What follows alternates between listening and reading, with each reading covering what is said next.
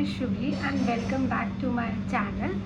And today आज Sunday है, so I am shooting most requested video on my channel. आप लोग जितने भी लोग कमेंट्स करते हो कि please make a video on how you have cracked your exams and everything. So मैं आज 5-6 चीज़ें जो मैंने फॉलो करी हैं मैं वो आज टिप्स बताती हूँ आपको. सो एंड फोरमोस्ट थिंग जो मैटर करती है CS एग्ज़ाम्स को क्लियर करने के लिए, डेट इज़ कंसिस्टेंसी. आपको हर दिन पढ़ना ही पढ़ना है, आप स्किप नहीं कर सकते जब आप इस कोर्स में एनरोल हो गए. आई होप जो भी एग्जीक्यूटिव एंड प्रोफेशनल में होंगे उनको पता होगा. फाउंडेशन में फिर भी हम फाउंडेशन और क्रैक करने के लिए फ़र्स्ट अटैम्प्ट में मेरा executive first group second group दोनों ही एक अटैम्प्ट में हुआ था. और प्रोफेशनल में मैंने फ़र्स्ट टाइम में तीनों ग्रुप एक साथ दिए थे, सो एक भी नहीं हुआ था. देन आई गेव 2 ग्रुप साथ में, तो दोनों हो गए. देन फिर मैंने जो सेकंड वाला ग्रुप होता था जिसमें RCD और ड्यू डिलिजेंस वाला पेपर होता था, अब तो 2 ही ग्रुप्स हो गए हैं, वो मैंने लास्ट में दिया था. देन आई गॉट क्लियर्ड पूरा. सो जो मैंने फाउंडेशन से फाइनल तक जो मैंने चीज़ें कंसिस्टेंट रखी प्रिपरेशन में, that is first is test series. आप कितना भी प्रिपेयर कर लो, अनटिल एंड अनलेस आप टेस्ट सीरीज़ कुछ भी मतलब जो भी आजकल मार्केट में अच्छी है किसी भी एक को फॉलो करके चलो. जब आपकी प्रिपरेशन एक लेवल तक पहुंच जाए, लास्ट का 1 मंथ है या फिर लास्ट का 1.5 मंथ रह जाता है, 2 मंथ रह जाता है, तब you start giving the test series. आपको उससे एनालाइज होगा कि वेयर यू स्टैंड. तो मैं बहुत सारे ऐसे टेस्ट सीरीज़ दिया करती थी एग्ज़ाम से पहले. चीज़ जो मैटर करती है that is 3 revisions at least before appearing for the final exam. जब आप देने जा रहे हो एग्ज़ाम, उससे पहले आपको पूरा सिलेबस गो थ्रू करना है एटलीस्ट 3 टाइम्स. मतलब मैं तो कभी कभी 4 टाइम बाद भी कर देती थी अगर टाइम अलाउ करता है, बट ऐसा नहीं होना चाहिए कि एक बार आप बस जो फर्स्ट टाइम करके जा रहे हो वो ही उसके बाद अपीयर हो जा रहे हो. अगर टाइम की शॉर्टेज है, दैट्स द इशू.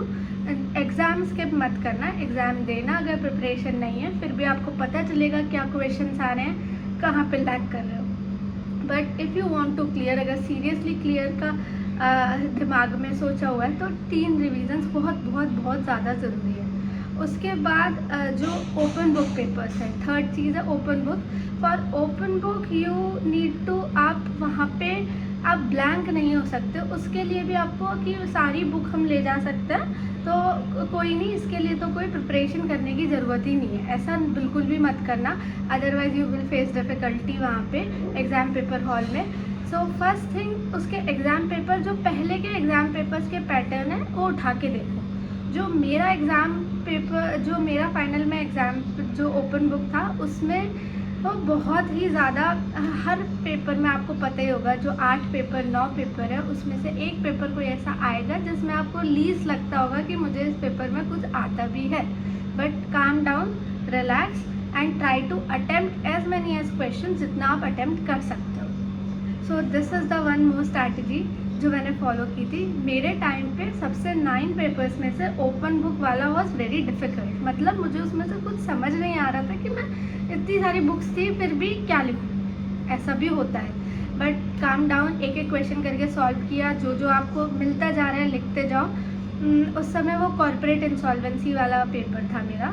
उसमें मेरे को सबसे ज़्यादा मुझे लगा भी नहीं था कि मेरे 40 मार्क्स आ जाएंगे, बट होपफुली आई सिक्योर्ड 56-54. अच्छा, मतलब ठीक है, आ गई थी, एग्जामिशन के आसपास आ गए थे उसमें एग्ज़ाम मार्क्स. तो दैट्स वन थिंग.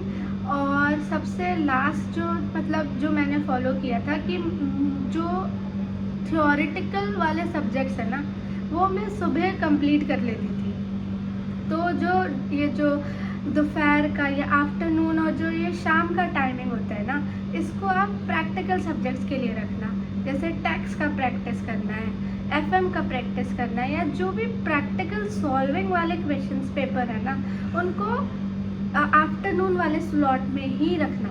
सुबह सुबह जो भी लर्निंग है या फिर जो भी मतलब जो आपको रिटेन करनी है चीज़ें, वो वाला अगर सुबह करोगे ना तो it will be very helpful. कुछ लोगों की हैबिट होती है सुबह उठ कर पढ़ने, और कुछ लोगों का होता है कि वो नाइट में जग के पढ़ते हैं. तो I was I was the one कि मैं सुबह उठ के ही पढ़ती थी। मुझे रात को तो आप जगाओगे तो वो पूरा टाइम मेरे लिए वेस्ट हो जाएगा, मैं कुछ कर ही नहीं पाऊँगी उसमें। सो मैं सुबह 4 बजे 5 बजे उठती थी। Then I start my day freshen up होके। So that's the one thing I do. और सबसे इम्पॉर्टेंट एक और चीज़ है राइटिंग प्रैक्टिस। आप जो बुलेट पॉइंट्स हैं उनको लिख के देख लो। अगर आपको ऐसा नहीं है, ऐसा होता है कि मैं पूरा पूरा लिख के नहीं देख सकता या देख सकती, जो भी बुलेट पॉइंट्स हैं उनको लिख लो। थोड़ा थोड़ा डिफाइन करते जाओ तो पता चलेगा कि हाँ इस टॉपिक पर मेरी ग्रिप है, अगर मैंने ये पढ़ा है तो मैं लिख के आ सकता हूँ। देखो पूरा जो सिलेबस है उसे मगअप करना तो बहुत बहुत ज़्यादा मुश्किल है, वो किसी से भी नहीं हो सकता, रट सकते नहीं हो। बट हाँ कुछ चीज़ें होती है कि एग्जामिनर वांट्स कि ये वाले वर्ड्स या फिर ये वाली चीज़ें एग्जैक्टली वहाँ से उठ के आनी चाहिए। तो वो वाले जो क्वेश्चन पेपर्स होते हैं, जैसे बेसिकली वो थ्योरेटिकल वाले कंपनी लॉ के सेक्शंस अगर याद रख सकते हो तो बहुत अच्छा है।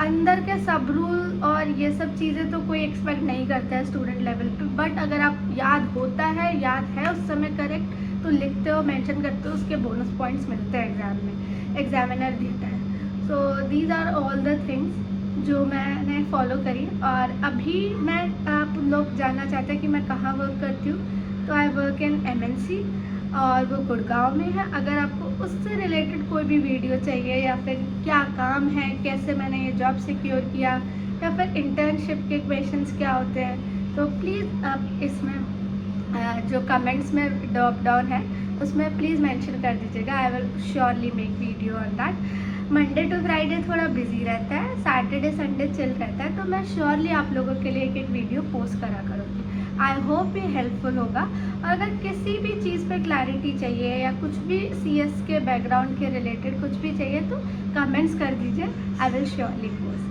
पढ़ते रहो यार, एग्ज़ाम पास करो, इट्स अ नाइस प्रोफेशन, अच्छा है। Specially all my girl subscribers जो भी मेरे CS बैकग्राउंड से है, I will support you all. So bye bye, take care.